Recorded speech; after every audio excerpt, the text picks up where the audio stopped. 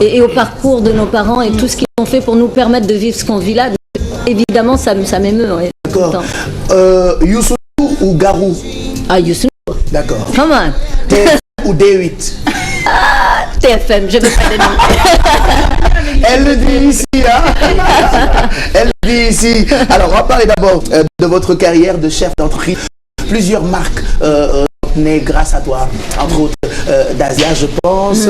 Il y a eu Ethnicia et d'autres marques.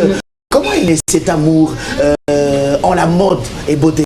D'abord, c'est une aventure entrepreneuriale. Je voulais être entrepreneur parce que je regardais mon père tous les matins et que je me disais, ce monsieur est le plus grand entrepreneur qui soit. Votre père qui est sénégalais. Et la même chose pour ma mère, mais le Qui est un mauritanienne. jour, mauritanienne. Vous aimez le rappeler, ouais, mauritanienne Peul. En plus.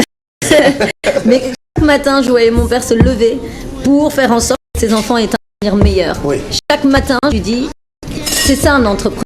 C'est pas de monter une société, c'est de dire je veux changer ma vie. De se lever un matin et dire je vais changer des choses, je vais participer au changement de ce monde ou au moins à mon propre changement. Et en voyant mon père comme faire ça tous les matins et ma mère tous les matins faire ça, j'ai eu envie de créer quelque chose qui me permette d'être libre, mais de travailler aussi pour honorer le parcours de mes parents. Mais ça, ça aussi, ça peut paraître comme une idée folle. Ouais. Quand vous avez décidé de lancer cette entreprise initiale, vous avez 24 ans, vous partiez de rien. Ouais. Et Mais j'ai voulu être entrepreneur, j'avais 12 ans.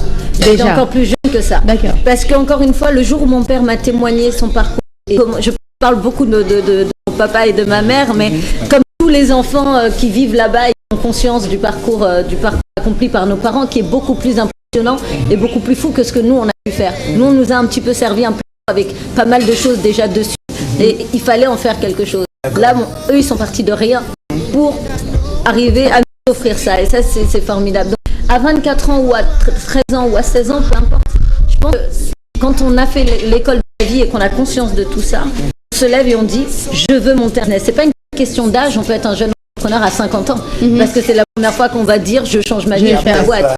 Voilà, donc j'avais pas conscience et je crois que j'ai cette folie-là qui me fait dire que rien n'est possible et que les choses sont possibles. J'aime cette phrase qui dit l'impossible toujours quand tu avances vers lui.